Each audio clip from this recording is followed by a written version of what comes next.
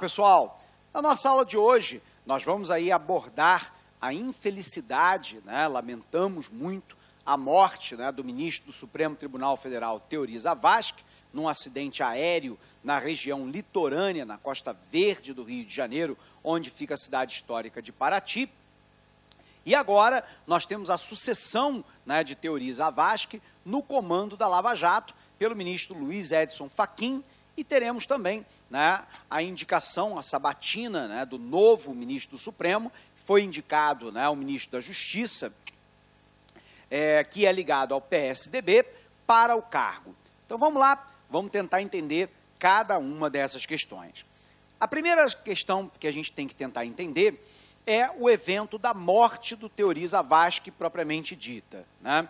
Segundo o que nós sabemos até agora, o Teori Zavascki estava em férias, embora a equipe dele, lembrando que o ministro Teori Zavascki era aquele ministro que era o relator da Operação Lava Jato no Supremo Tribunal Federal.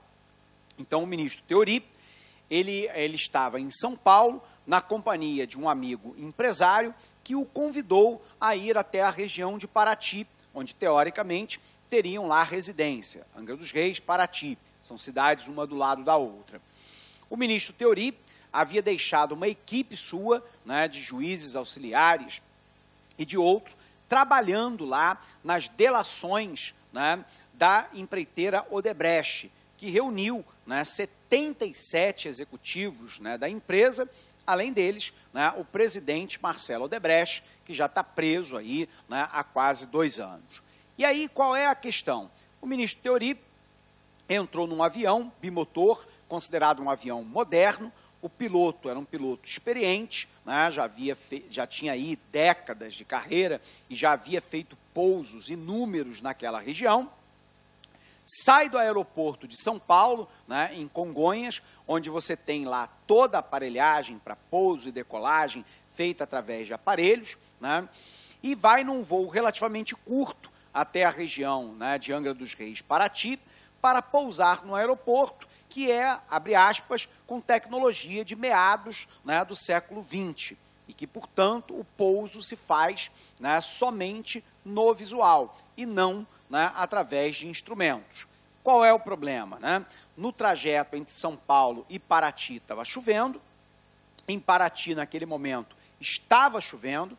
Nós sabemos até agora que a aeronave tentou 2 vezes o pouso e arremeteu, e numa terceira oportunidade, segundo o que se sabe até agora, ele teria tocado a asa no mar e teria caído, né, na baía lá de Paraty. E que desse acidente, infelizmente, não restou nenhum sobrevivente, né? Morreram o ministro Teori Zavascki, o empresário, né, que havia lhe convidado para ir para a região, o piloto, né, uma massoterapeuta, né, desse empresário, e a sua mãe. Bom, esse é o fato. Até agora, nós não temos nenhum elemento, né, substancial para não duvidar, né, de que isso foi acidente. É claro que teorias, né, circulam no meio da internet, né, entre políticos e jornalistas, de que, por exemplo, a aeronave havia sido, abre aspas, monitorada durante vários dias antes do acidente. Tem investigação envolvendo a Polícia Federal nesse caso, envolvendo o CENIPA, né, que é o Centro de Prevenção de Acidentes da Aeronáutica, que vão poder, ao final das investigações, dizer, né, aproximadamente ou com exatidão aquilo que aconteceu. Mas até o presente momento, nós não temos nenhum elemento chave que possa nos afirmar que o que aconteceu ali não foi um mero acidente. Um infeliz, triste, lamentável acidente, sobretudo pela perda de vidas humanas. E, sob o ponto de vista, né, político, a perda do relator da Lava Jato. O ministro Teori Zavascki era considerado, né, um ministro austero, por um outro lado, um ministro discreto, sem ligações, né, de maneira efetivas com o mundo político, tanto que o senhor Romero Jucá, quando pego em áudio da Operação Lava Jato, que disse lá, né, que tinha que botar o Temer na presidência e e que o único que era contra isso era Renan Calheiros, porque Renan Calheiros, né, era contra o Cunha e o Cunha era Temer, ele disse que tinha que fechar um grande pacto, incluindo o Supremo, né? Ou seja, que teoricamente, né, o Romero Jucá, do PMDB, né, diga-se passagem, líder do governo, havia dito era que deveria ter sido feito um pacto, incluindo ministros do Supremo, para poder parar a Operação Lava Jato. Ponto. Nesse mesma fala, o Romero Jucá disse que tinha que encontrar alguém que fizesse a conexão com o Teori Zavascki, porque o Teori era um cara fechado. Cara fechado significa dizer, na linguagem política, aquele que não se abre para influências políticas na sua atuação enquanto magistrado. Nesse sentido, né, a presença de Teori Zavascki, para nós, era, pelo menos, o início de uma garantia de que a Operação Lava Jato iria até o final, punindo cada um, né, desses que cometeram atos de corrupção ativa e passiva em detrimento do país. A morte do Teori Zavascki colocou, abre aspas, sobre suspeição a capacidade da corte, né, de punir de maneira exemplar esses criminosos do colarinho branco. Ponto. Não significa dizer que o Supremo Tribunal Federal não irá julgar com imparcialidade e que não irá punir cabalmente cada um desses criminosos. Porém, o ministro Teori era um ministro sério, um ministro técnico, não afeito à proximidade política, um cara, nas palavras de Jucá, fechado, e que, portanto, né, deveria decidir com rigor técnico a operação. A morte dele é uma perda para o país, é uma perda para a Operação Lava Jato. Foi o pior momento em que talvez isso pudesse acontecer. Ponto.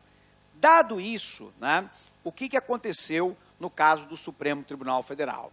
Abriu-se uma vacância na segunda turma do Supremo, onde nós temos lá o ministro Dias Toffoli, que foi indicado, né, pelo governo Lula. Nós tínhamos lá, né, Celso de Mello, que é o decano, né, entre os magistrados da Suprema Corte Brasileira. Temos ainda o ministro Gilmar Mendes e temos o ministro Ricardo Lewandowski.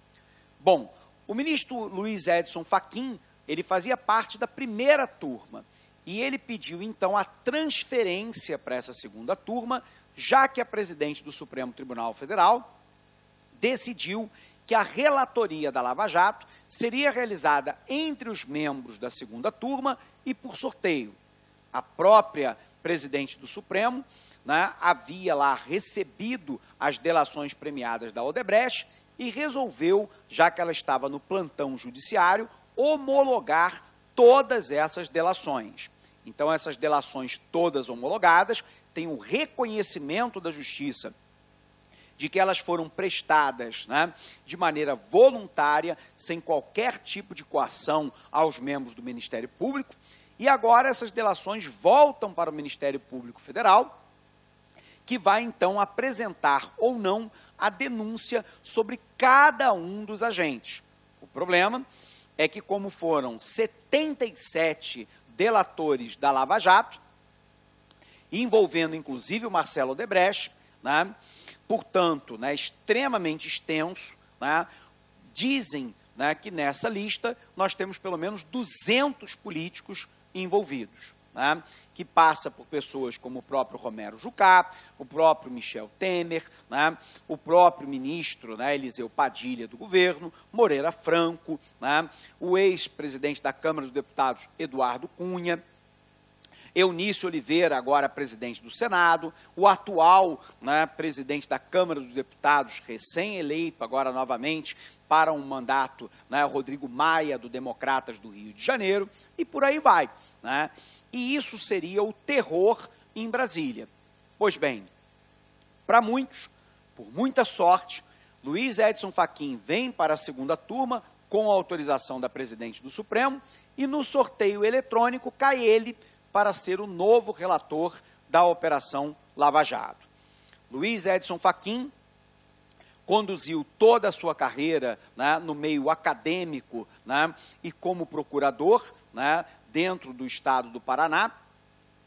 É doutor na área de direito civil, é considerado também de perfil técnico, de perfil extremamente discreto e rigoroso nas suas decisões, né? Então, o que nós esperamos, enquanto sociedade, de maneira muito clara, é que o Supremo leve a cabo, né, o julgamento da Operação Lava Jato com seriedade, né, com celeridade que a medida exige, com uma punição adequada e rigorosa para todos os participantes, sobretudo aqueles do núcleo político, porque são eles os grandes articuladores desse esquema de corrupção, né? E, por um outro lado, o que a gente espera é que a Suprema Corte mantenha o ritmo de decisões que vinha tomando anteriormente. O problema é que o Luiz Edson Fachin sai da primeira turma e vai para a segunda, assume agora a Operação Lava Jato, mas nós temos a vacância de uma vaga para o Supremo. E aí, o presidente Michel Temer acaba de indicar Alexandre de Moraes, que é doutor, né, em ciência jurídica, né, atualmente ele é o ministro da Justiça, ele é filiado ao PSDB, né, e vai ser sabatinado pelo Senado e provavelmente, como o governo tem maioria, né, no Congresso Nacional, deve ser aprovado e Alexandre de Moraes, né, deve ser o novo ministro do Supremo Tribunal Federal.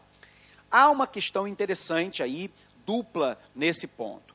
Primeiro, sob o ponto de vista ético e moral, é adequado, é conveniente, né, indicar para o Supremo Tribunal Federal um político vinculado ao PSDB, que é um dos partidos investigados na Operação Lava Jato. Isso é considerado ético, é correto, é o conveniente? Muitas pessoas acham que não, né? Não é admissível que no meio jurídico brasileiro nós não tenhamos nenhum jurista, nenhum magistrado, nenhum membro do Ministério Público, nenhum grande advogado, sabedor, conhecedor profundo da Constituição brasileira, que não pudesse estar na indicação de Temer. A indicação de Temer foi, no entanto, uma indicação estritamente política. O objetivo é colocar para dentro do Supremo Tribunal Federal alguém que é próximo ao seu governo. Isso é uma novidade? Não.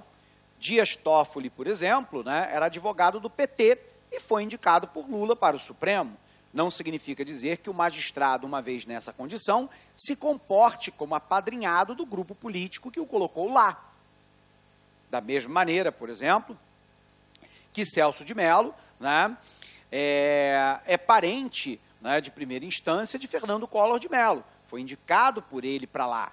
Não significa dizer que o magistrado tenha beneficiado Collor ou seu grupo político em nenhuma das decisões dentro do Supremo Tribunal Federal. No entanto, paira a suspeita muito clara de que Alexandre de Moraes vai para o Supremo para desempatar as votações a favor daqueles que são investigados na Operação Lava Jato, notadamente do PSDB e do PMDB. Isso não é bom para o país, né? Isso não é considerado conveniente. O presidente poderia e deveria ter indicado um jurista de caráter técnico e não um político ligado a um partido político, por mais capacidade técnica que ele tenha para a função. A outra questão é que o Supremo Tribunal Federal, numa votação extremamente apertada, votou para que condenados em segunda instância já possam cumprir pena. Observe que não é uma determinação para que cumpram pena. Eles podem já cumprir pena. E isso tem sido um dos instrumentos no Brasil para dar maior celeridade às punições, porque nós sabemos que aqueles que são condenados já em segunda instância, que vão apelar a tribunais superiores, são notadamente aqueles que têm dinheiro, que têm poder político e econômico para fazê-lo, e não a população de uma maneira geral. Segundo, eles o fazem muitas vezes com claro caráter protelatório da medida condenatória que eles tinham que cumprir. E embora a OAB se manifeste contra, né, o cumprimento de pena após a segunda instância, que me perdoe a OAB, nesse caso eu acho que ela está profundamente equivocada, porque, na verdade, ao não permitir a prisão já em segunda instância, eu permito o protelamento desse processo que não é julgado, transitado em julgado durante muito tempo, e que muitas vezes caduca, né, pelo próprio tempo que demorou para ser julgado. E aí a impunidade se estabelece dentro do país.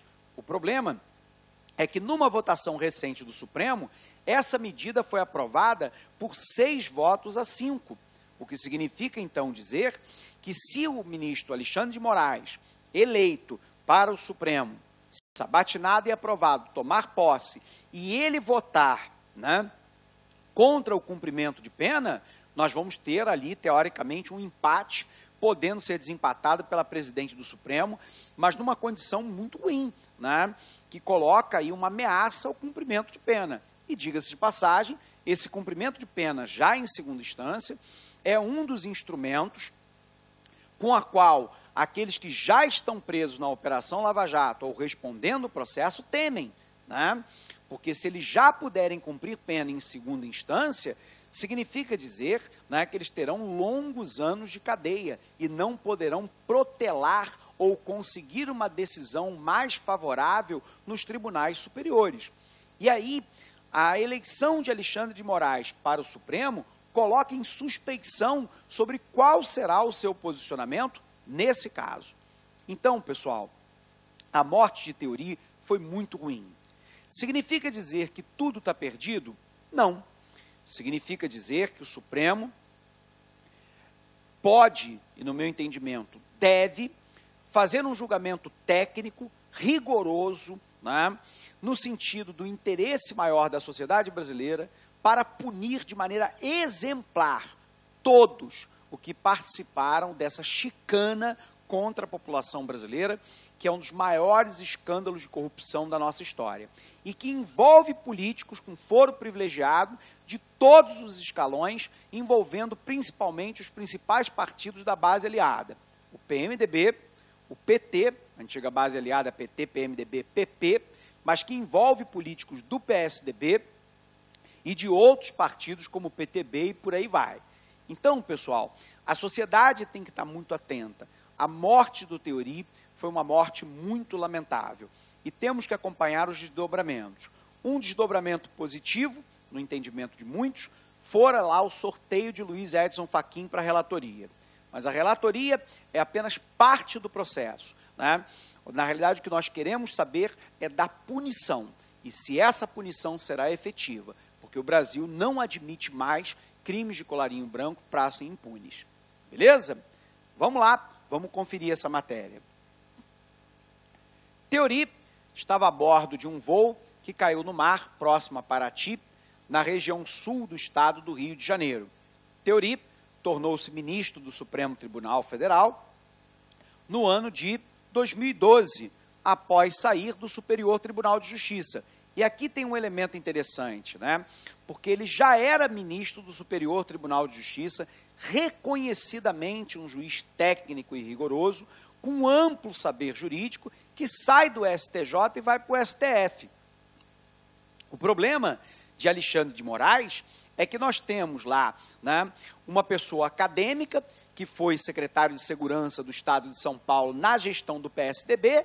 Olá, meus amigos, minhas amigas, sou o professor Luiz Antônio Carvalho, estou aqui para fazer um grande convite para vocês. Gostaria que vocês conhecessem a nossa proposta pedagógica do nosso curso completaço, super atualizado, ponto a ponto do edital da Polícia Militar do Estado de São Paulo 2018. Nós aqui da Lá Concursos elaboramos esse curso com muito carinho, um curso aí que eu tenho certeza absoluta, se você cumprir as nossas orientações pedagógicas, você estará lá entre as 2.700 pessoas que serão aprovadas e convocadas para esse concurso. Esse nosso curso, ponto a ponto do edital, super atualizado por apenas um investimento de 10 parcelas aí de R$30. É isso mesmo, 10 parcelas de R$30. Bacana, meus amigos? Já esquecendo, se você quer o material de apoio dessa videoaula demonstrativa do nosso grande professor, Basta você clicar aqui embaixo, fazer um cadastro no site, você pode ter o material de apoio dessa videoaula na sua mão a custo zero. Tá certo, meus amigos? Um forte abraço, espero vocês aqui na LAC Concurso. Fui, tchau! Clique lá.